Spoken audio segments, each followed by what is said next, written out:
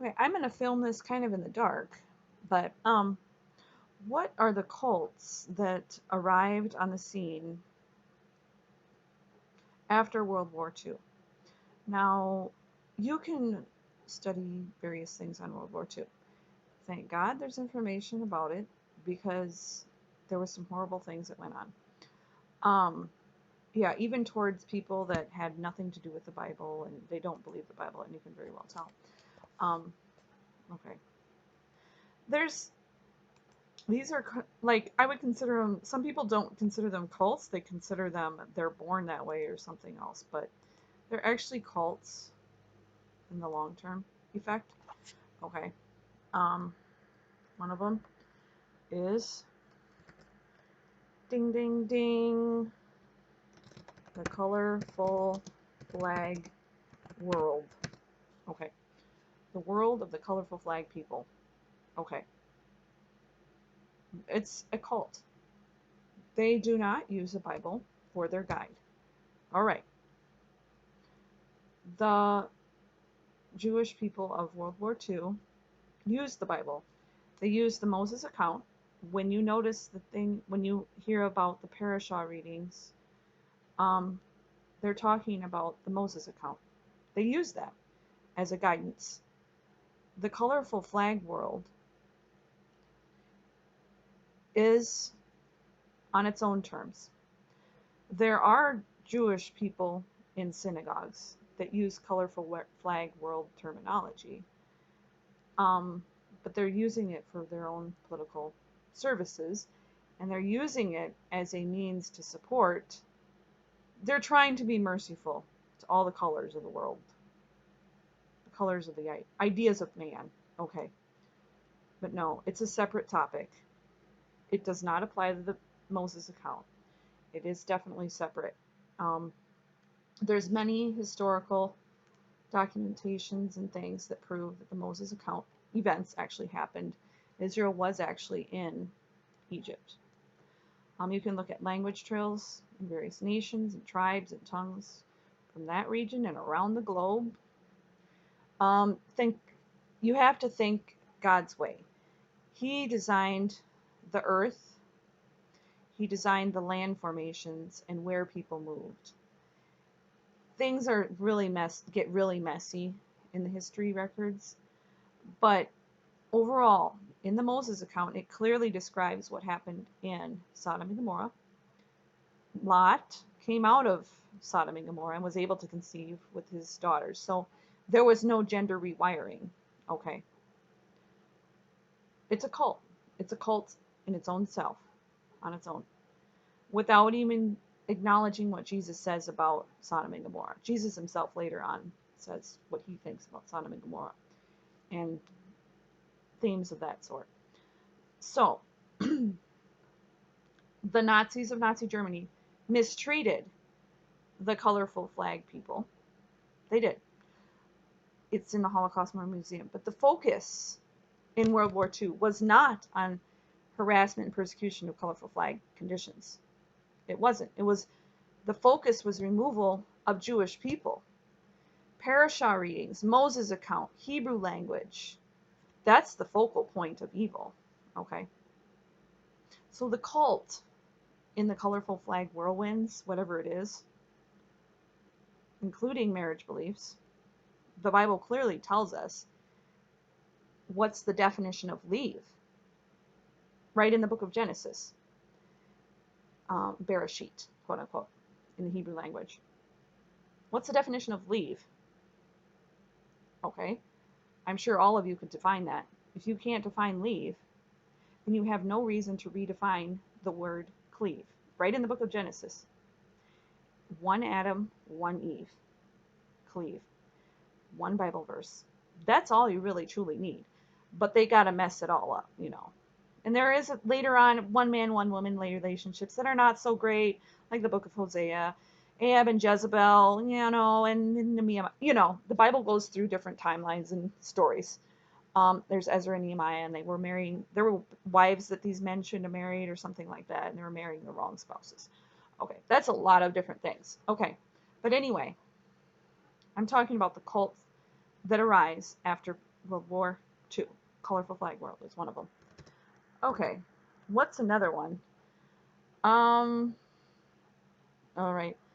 Oh, abortion clinic help women's health care. Oh, that's the second one. No, they don't. I'm going to tell you straight up. No, they don't. Aaron Brockovich will tell you right away. That actually didn't help the women who were bleeding. It might seem safer short term, but long term, it's actually deadly. I'll tell you why. Heroin addicts, STD promotion and spreading, infidelity, out professional relationships where they shouldn't be happening, like a professional employee person that's involved with a vulnerable child or adult or something like that. And the abortion clinics try to help the women. No, they're trying to cover up something. They could be covering up something. I don't know what, but it could be helping aid wickedness in man and woman and or woman. Women could be the bad woman too. I mean, it could be either or. You know, there are vulnerable men in our society and vulnerable children under the age of 21. So it could be the bad woman. Okay, it doesn't really matter. It has nothing to do with protecting women's health. As many of those abortion clinics have something to do with covering up something, covering up a bad relationship. Oh, it's not going to work. I didn't like my in-law, or whatever. If it would be the grandmother of my child, I didn't like her. I didn't like my. It would be like a biological aunt. You didn't like them, then why did you mess around with the man in the first place? I mean, like, you got to think you're going to be related. That new baby is going to be related to other people too, besides just the woman, the mother. Okay, so there's a cover up of something. Okay, could be. I mean, yes, there are times because of Adam and Eve, women do need help with their bleeding women health issues. There's the ectopic pregnancies. There's the septic conditions that can show up anytime there's miscarriages before 20 weeks or before 6 months along. Miscarriages show up. There's nothing a healthcare worker can do. They only can help the bleeding woman first. That's all they can do. Um, you know, but the abortion clinic is a entirely different topic. They're mutilating the unborn child's body. They don't actually care about what the ultrasounds would say. Ultrasounds do calculate by blood. There's no excuse for all the nonsense, literally. Okay. So abortion clinics, after World War II, it's a cult. It's a woman health cult. Yeah. Jesus sees all of it. He sees all blood. And they say abortion clinics help women's health care. Not really. No. Okay. All right. That's another cult. Okay. It's another cult here. Uh, I thought of 4 of them. Oh, anti-Israel nonsense. Okay. Do the people in Israel speak a language? Yes. Do people travel and come and go from Israel? Yes. Do people in Israel have certain features that align with the people that live in Israel currently? Yes. Have people in Israel lived there for over 1,000 years? Yes. Now I answered yes to all of those things. There's indigenous nature to all of Israel. Whether we fully agree with the whatever, the geopolitical environment of Israel, it makes no difference. It's the same creator God who created the people who live there and travel and come and go. And he created the culture of that land too. God himself created that culture. Think about it. The language, the culture, the colors that they use on clothing. There's certain foods that they would have eaten in Israel. That's a cultural things. Right in the Bible, it talks about menorahs, and they have almond branches on the menorahs. So I'm like sitting here like, oh, that's definitely cultural. Um, that's the cult. After World War II, they started coming up with this anti-Israel nonsense. Yes, you can correct Israel itself as a political group of people, but complete hate. Do you know how many extremist, wild Muslim, mostly? They could be other forms of anti-Israel out there, but mostly Muslim, anti-Israel nonsense, hate. That's not the Creator's plan. That's not the Redeemer's plan. Anti-Israel nonsense. That's the other cult. Okay. Let's see. There's another cult here. I don't know. Ancestry 23 and me results. Okay. Oh, maybe reverse racism nonsense? Let's see. Black, Hebrew, Israelites. Okay. All right. Sometimes people misuse ancestry results and family tree data and come up with nonsense about others. They don't know them personally. They don't want to have an interaction with them for some odd reason. There's a group that comes around that's called Black Hebrew Israelites. Sometimes you can actually listen to them and agree. There's a Canaanite theme with Israel that involves this descendants of Ham. Okay, Canaan, Ham, things like that. Okay, obviously they were in Egypt. What color are most Egyptians? You know, we can kind of generally agree that they're of that region. You know, there's Ham features in Ethiopia and all that stuff.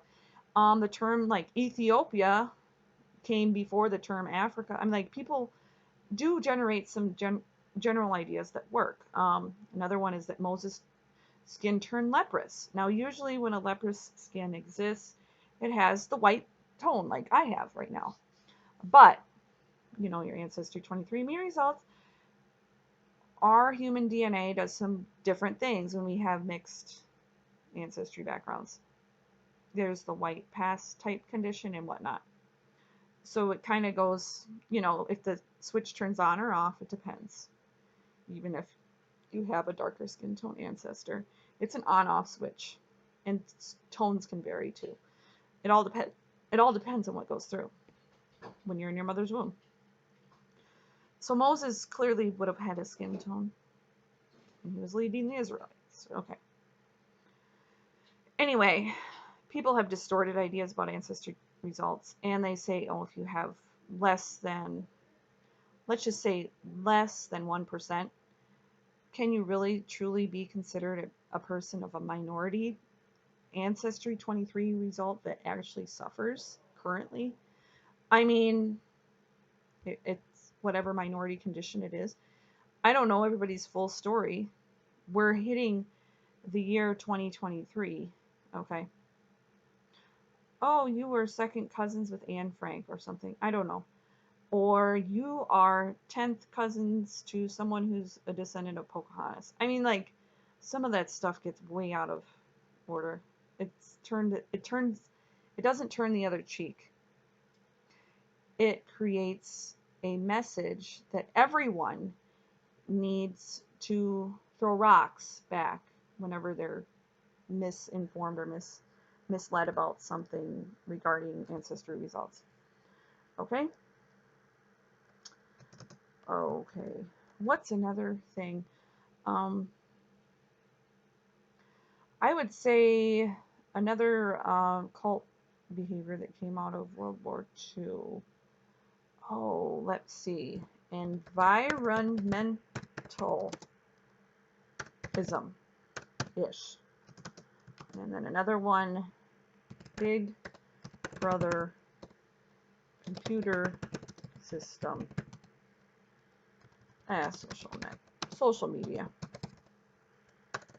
And shopping. Okay. So, I got a couple more. Cult. Environmentalism. I don't believe there's anything wrong with having your own self-sustainable lifestyle. Living in a smaller house, having a solar panel, building your own wind vine, any of that. I have no problem with that. I have a serious problem when people are forced to buy extremist electric vehicles, They're forced to buy a certain water type. Like, you can't get water from your tap, or you have to do weird things in order to get your water. Or you can't use a certain air type, or something that's just really out there. Okay? You can't use certain an elderly person can't get access to a certain drug that they need. I don't know.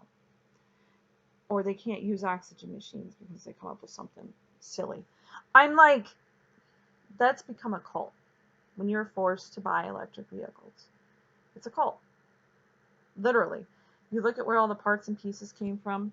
If you look at how much money goes into them and what actually is the results of them and the full impact in the grid and all that stuff, yeah, forget it. Nothing there.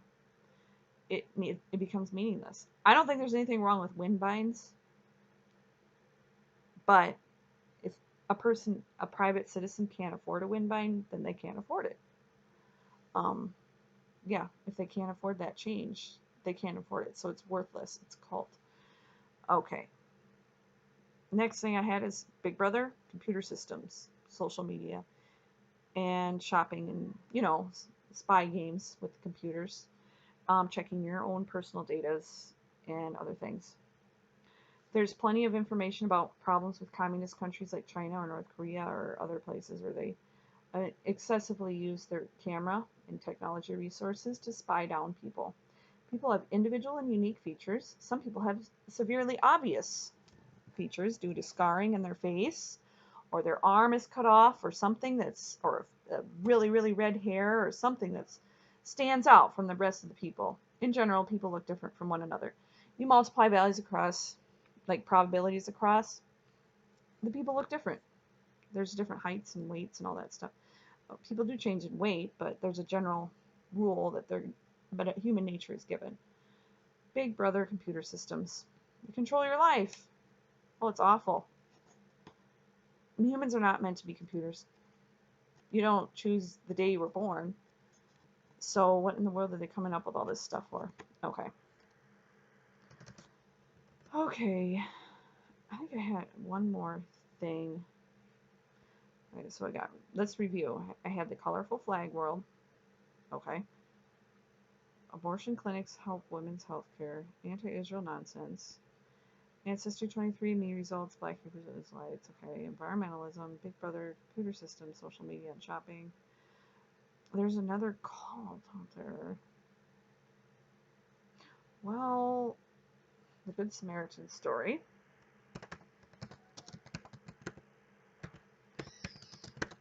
Rejection. Maybe parables of the Bible. I don't know. Good Samaritan story, rejection, parables of the Bible, rejection.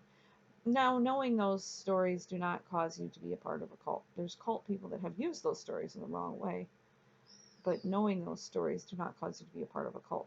Even synagogues will use topics that Jesus spoke about. Even though they don't acknowledge his death and resurrection, they still use the topics. Okay. Jesus could read and write, probably, but nobody sees his writing. He could read in a synagogue, so anyway.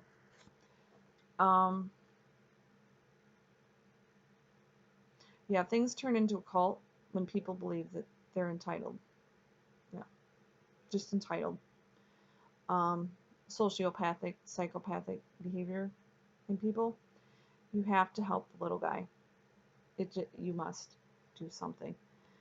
Okay. There's times where you can't help other people. That's fine. In general, you need to help the little guy. All right. I think I'm gonna stop there with that. Okay, bye.